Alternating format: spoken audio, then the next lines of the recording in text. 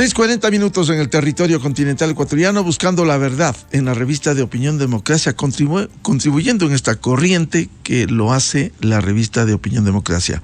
Saludamos al arquitecto Fernando Carrión, académico, escritor, catedrático de Flaxo, experto en temas de seguridad. ¿Cómo enfrentar estos niveles de violencia y los aumentos de robos? Vemos lo que sucede en el litoral ecuatoriano, pero también en Quito. Aquí hay niveles de inseguridad y de violencia que la ciudadanía se siente indefensa y que pide a gritos cómo lograr que el Estado le cobije, le proteja. Arquitecto Carrión, muy buen día. Buenos días, Miguel. Un saludo cordial a toda la audiencia. Sí, estamos viviendo un proceso acelerado de incremento de los hechos delictivos en el país, donde se tiene un foco, un epicentro muy fuerte, que es el caso de Guayaquil y también la frontera norte en las provincias de Esmeraldas y Sucumbíos. Pero también lo tenemos en la provincia de Manabí, y hoy día también se ha incrementado en lugares de la serranía, como es el caso de Cuenca y sin duda Quito. En esto mucho tiene que ver el comportamiento de del narcotráfico, que en estos últimos 2 años ha tenido un crecimiento sin igual. Su producción en Perú, que se duplica la producción, y en el caso de Colombia, que llega a incrementarse en un 25%. Y la tradición ha sido que salga por el Ecuador pues una cantidad relativamente importante. Por el Ecuador pasa alrededor de 700 toneladas. Y entonces, por ejemplo, el caso de Quito, con el aeropuerto, se ha convertido en un lugar de exportación de narcóticos, por un lado, y por otro lado también de entrada de insumos para la producción de narcóticos. Entonces, esto está generando pues todo lo que significa los delitos conexos, como son robos, hurtos, problemas de consumo que generan conflictos con las bandas o los grupos locales. Y esto está incrementando pues sustancialmente la violencia en Quito, como en general en todo el país. ¿Cómo afrontar en momentos difíciles de debilidades institucionales, de falta de recursos, el caso de la violencia de género, por ejemplo?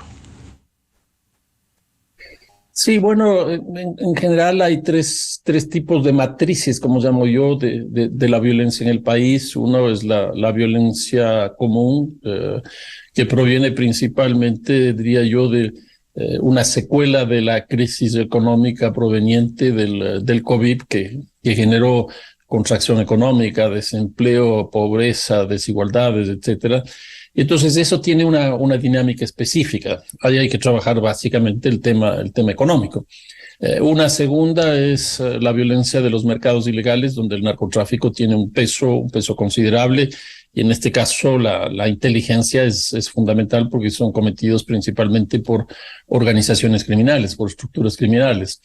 Y en tercer lugar está la violencia discriminatoria, que aquí está el caso de la xenofobia, hoy día con la fuerza de la migración venezolana, esto es muy claro. El racismo, que también hoy día, por la presencia de las sucesivas marchas que la CONAIE ha planteado, también esto está con mucha fuerza. Y la violencia de género, que no es otra cosa más que la asimetría de poder que existe en las relaciones interhumanas. Y aquí hay, quizás, por ejemplo, con el caso de este último hecho criminal que se produjo con el fallecimiento de una persona que fue asesinada dentro de la escuela de policía, lo más claro es que se va perfilando lo que podría ser un femicidio. Incluso el presidente de la República ya señaló así. Pero aquí yo añadiría, hay un concepto que Marcela Lagarde ya lo planteó hace algunos años, y ella habla de que hay femicidio cuando se producen homicidios a mujeres por razones de género, por razones de ser mujer. Pero ella sostiene que hay además feminicidio cuando hay un silencio por parte del Estado, cuando el Estado no ha hecho lo suficiente para detener ese hecho criminal, y se produce eso. Y yo creo que este caso sería obviamente un femicidio por razones de género y un feminicidio porque se produce dentro de una instancia estatal, como es el caso de la policía. Es cometido por un policía, un teniente,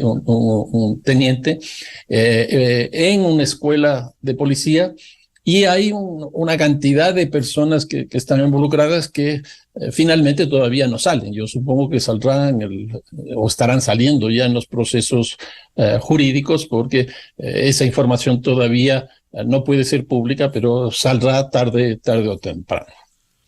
De cualquier manera, aquí esta secuela que ha golpeado no solo a la sociedad, a las mujeres, a su familia, por cierto, sino a la institución.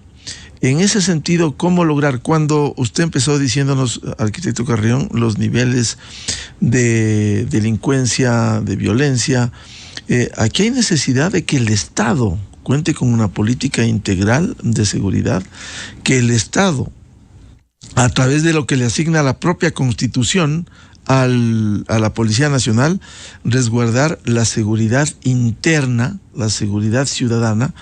¿Cómo lograr que esto ocurra? Que sea una garantía eso.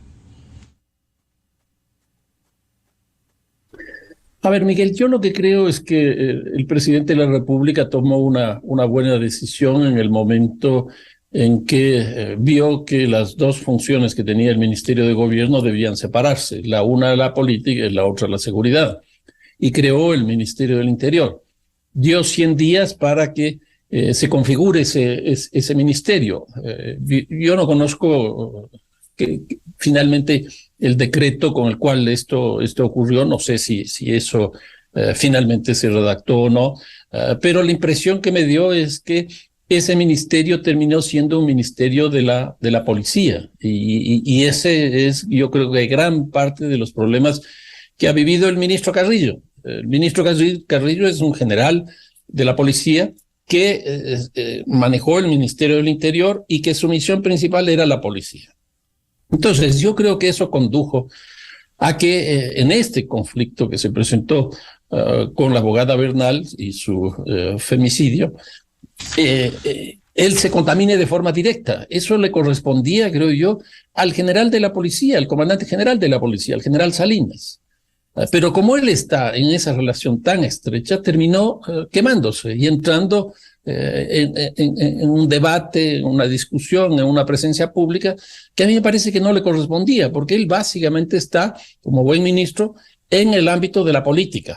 Y entonces aquí yo creo que para salir de este problema, lo que habría que hacer es definir las funciones del Ministerio del Interior para que no esté solo la policía, sino que esté la policía, esté el sistema carcelario, esté también inteligencia, y esto hemos conversado en la radio en varias ocasiones, y este ministerio sea el que defina estas tres políticas que veíamos hace un rato sobre los tres tipos de violencia que existe: la violencia discriminatoria, la violencia de los mercados ilegales y la violencia común. Y para eso construir un sistema de seguridad ciudadana en el que estén varias instituciones, por ejemplo, los municipios. Cuando empezamos a conversar de esto, Miguel, una de las preguntas fue qué pasa en Quito. ¿Por qué eso? Porque los municipios manejan las particularidades, las especificidades. La violencia tiene una geografía. Entonces, la violencia que tiene Quito es distinta a la de Guayaquil es distinta a la de la frontera sur, la de la frontera sur es distinta a la frontera norte, etcétera, etcétera. Entonces, si es que tenemos un Ministerio del Interior que hace las políticas generales, universales, lo que puede ocurrir es que esas políticas se expresen en los municipios, para lo cual habría que hacer una política conjunta de cooperación entre el municipio y el gobierno. Y de esa manera se podría estar asumiendo las diferencias que existen en el territorio, pero una cosa adicional también, Miguel, que me parece que es importante. Los municipios, como no tienen policía, los municipios no tienen cárcel, ni tampoco justicia. Lo único que pueden hacer es prevención y coordinar con el gobierno nacional. Entonces, dos cosas que harían los municipios. Una es efectivamente prevención, y la otra es asumir la especificidad del territorio en el cual estén inscritos. Entonces, yo creo que eso es lo que se tiene que hacer. Y me parece que no es correcto lo que ha hecho el presidente, nombrar nuevamente a un policía en el ámbito del Ministerio del Interior, por la misma razón que tuvo el caso de Patricio Carrillo. Y Miguel, yo estoy absolutamente de acuerdo con usted cuando señala que Carrillo ha sido uno de los mejores ministros. Pero ¿qué es lo que pasa en este gobierno? No duran. Carrillo no ha estado 6 meses. Es impresionante. Entonces, ¿cómo puede en corto plazo llevar a cabo políticas explícitas, en este caso, sobre seguridad? El Ministerio de Defensa, que también está involucrado con esto, ha tenido 3 ministros y así sucesivamente. Entonces, creo que hay necesidad de que haya constancia, de que se establezcan políticas de largo plazo y que sus máximas autoridades puedan durar pues, relativamente el tiempo del mediano plazo al menos. Ahora, el tema de fondo, cómo lograr, arquitecto Carrión, lo que usted en más de una ocasión lo ha dicho también, una política integral, con una visión de Estado, en donde una parte es la Policía Nacional, evidentemente, pero aquí que funcione el Estado, que destine recursos para la prevención, para la acción.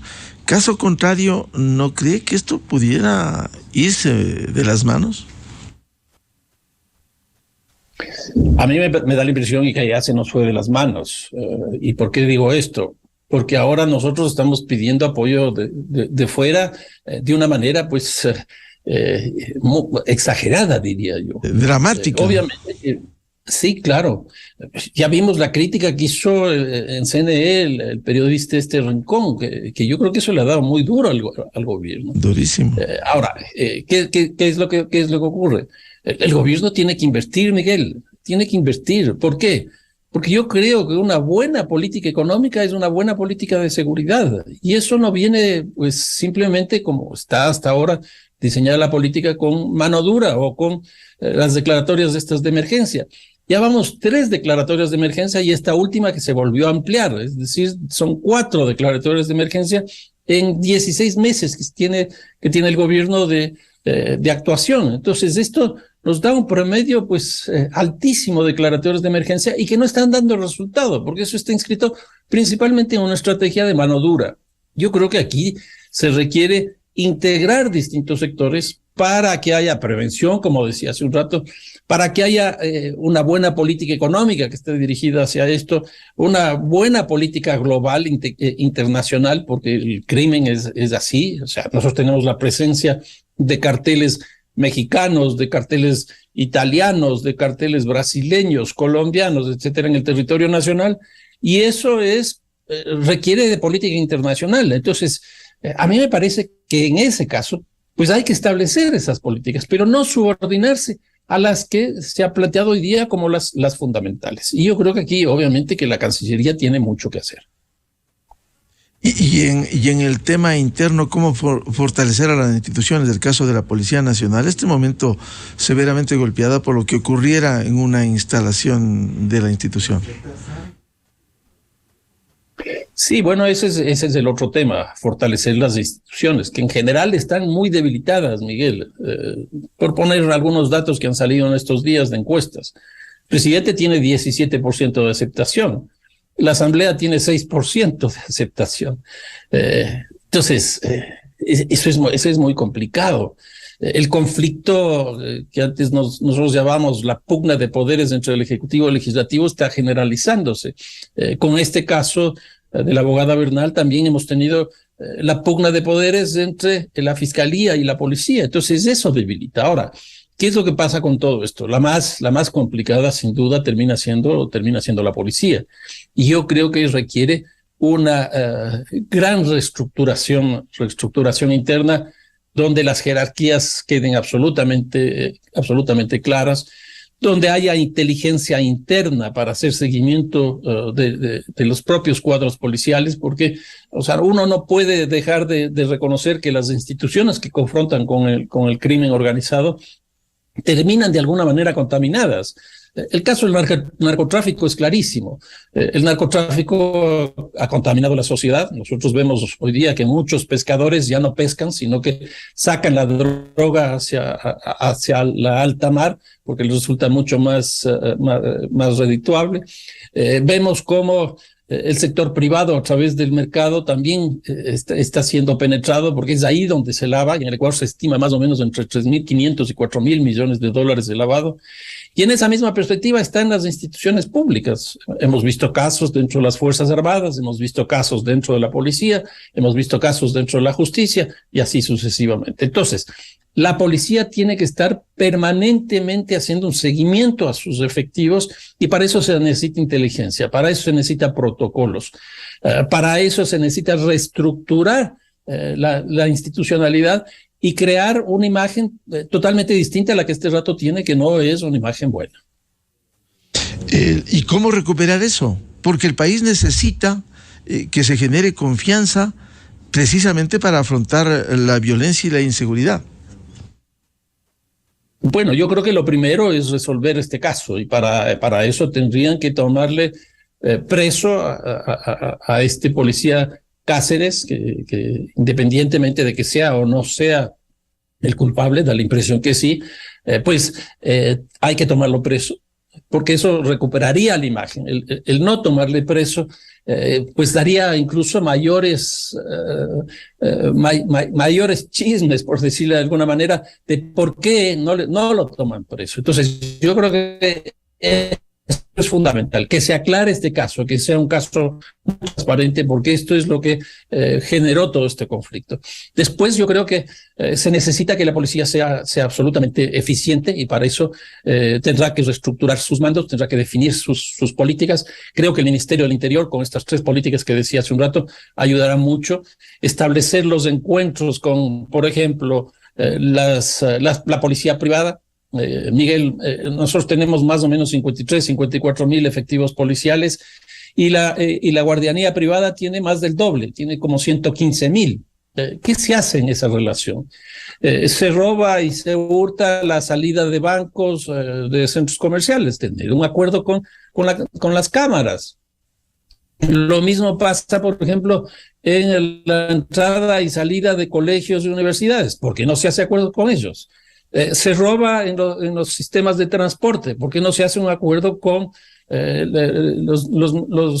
los medios de transporte, y así sucesivamente. Y yo creo que eso le dará nuevamente legitimidad a la policía, porque su mayor legitimidad está en enfrentar justamente estos problemas, y si eso logramos, pues mejorará su condición institucional, su legitimidad institucional.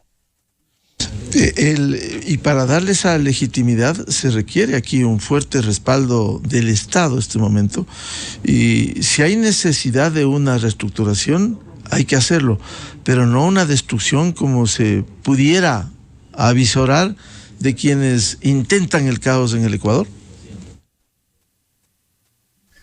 Sí, porque nosotros desgraciadamente, Miguel, estamos viviendo en una polarización absurda entre, llamémoslo así explícitamente, correísmo y anticorreísmo.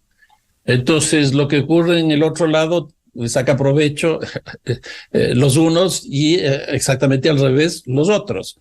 Y entonces, mientras nosotros estemos en esta polarización absurda, pues todo será objeto de esa disputa. Y este es un caso evidente. Yo diría, por ejemplo, lo que pasó con el 30 de septiembre y lo que pasó hoy día, claro, son 2 cosas totalmente distintas, pero en las 2 está la policía involucrada, y en los 2 casos nosotros tenemos explícitamente esa polarización, que es la que procesa. ¿Quién sale perdiendo de esto? Pues la institución como la policía, y si eso ocurre, ¿quién sale perdiendo? La ciudadanía. Hoy día incluso yo he visto en redes sociales, que bueno, no es lo mejor que existe, pero ya están pidiendo que desaparezca la policía. ¿Cómo es posible que pensemos en cosas de ese tipo? Eso es absurdo. Y sacar provecho político de una cosa como esta es una revictimización para el caso que estamos viviendo desde hace aproximadamente 15 días. Ahora, eso va a resultar complejo en momentos en los que no se ha esclarecido este femicidio y hay esta tendencia de deteriorar, de golpear a la institución. Y como decía, necesita una reestructuración, necesita un cambio, incluso en pensum de estudios, la formación de oficiales, pero va a resultar difícil si aquí hay una corriente para destruir a una institución, arquitecto Carrión. Sí, eso es francamente lamentable. Bueno, hoy día vamos a tener ya la posesión del nuevo ministro del Interior, el teniente coronel Juan Zapata. Zapata, y él tendrá que ya asumir esta responsabilidad, y una de las primerísimas que tendrá que hacer es producir una reestructuración de la policía para dar una nueva imagen. Pero creo yo que lo primerísimo que tendrá que hacer el nuevo ministro es reestructurar el ministerio, que no sea exclusivamente, como decía hace un momento, el Ministerio de la Policía, porque eso le volverá a quemar al nuevo ministro, independientemente de que sea bueno o malo, estará involucrado en eso porque es la única vinculación institucional que tiene es la policía. Entonces terminará siendo ministro de la policía. Yo creo, como decía al principio, que se necesita una profunda reforma de ese ministerio para que sea el Ministerio de la Seguridad. Y en esa perspectiva, el ministro tiene que asumir la condición política de administrar todo ese sector. Y a mí me parece que eso es lo fundamental. Para concluir por ahora, arquitecto Carrión, volviendo al tema que preocupa, que tiene en angustias a los ecuatorianos, a los quiteños, ¿cómo dar certezas y cómo garantizar la seguridad? Yo creo ahí fortalecer la institucionalidad, y para mí es básicamente lo que decía hace un rato, el sistema de seguridad, eso es lo que tienen que formar este rato. Tienen que definir las políticas de seguridad en los 3 ámbitos que señalaba, y hay que involucrar recursos económicos, hay que hacer una buena inversión en seguridad, por ejemplo en el sistema carcelario, por ejemplo en el caso de la policía, en el caso de los propios municipios. Yo creo que aquí tienen que entender que, lo que decía también hace un momento, una buena política de seguridad ciudadana ayuda a la economía. Yo tuve hace algunos meses, no muchos, 2 meses, una cosa así, una reunión en Cuenca, conversando con empresarios cuencanos, y les preguntaba cuánto gastaban en seguridad. No sabían, pero ese rato nos pusimos a conversar, y entonces el uno decía, los seguros me cuestan tanto, las vallas, paredes, etcétera, me cuesta otro tanto, la policía privada me cuesta tanto, la videovigilancia, etcétera, etcétera. Y más o menos llegamos a la conclusión que entre 18 y 22% de las personas o las empresas que estábamos conversando ese rato es lo que gastan ahí.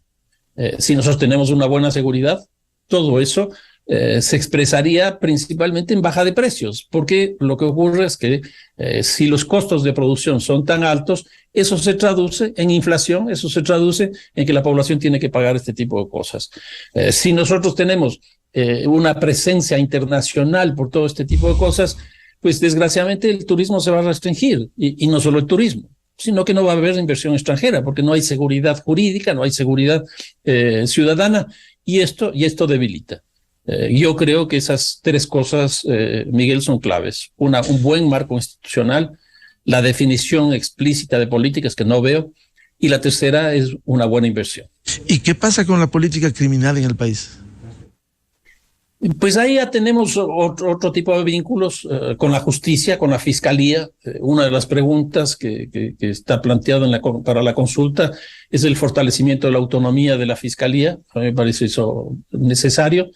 Pero también esto que estamos hablando respecto de la policía tendría que hacerse con el sistema judicial para que no operen las cosas que están operando, que la policía toma presos a determinados delincuentes, y a la vuelta de la esquina con un habeas corpus, pues eso salen y se les devuelve incluso los recursos. El problema de la desinstitucionalización del país es bastante fuerte. Bien, al arquitecto Fernando Carrión, experto en temas de seguridad, académico, escritor, muchas gracias por atender, y seguiremos hablando de esto, porque la situación es compleja. Muchas gracias, Miguel, un fuerte abrazo. Muy amable, el arquitecto Fernando Carrión, aquí en la revista de Opinión Democracia, buscando la verdad. 7:04 en el territorio continental ecuatoriano.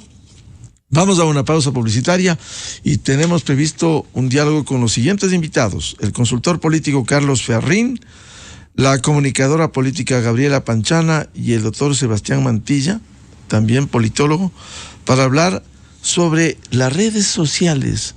¿Qué están construyendo en el Ecuador? Miguel Rivadeneira en la revista de Opinión Democracia. Amor, pásame el coso ese. ¿Qué coso, mamá? ¡Ash! El coso ese, amor. Mira ese. ¿Qué coso, mamá? No sé de qué me hablas. Juan Sebastián, nunca sabes de lo que te hablo. El coso ese que está frente a ti. ¿Pero cuál es el coso? El coso debe tener nombre. El coso no se anunció en radio. Si quieres que recuerden el nombre de tu producto, haz buena publicidad. Haz publicidad.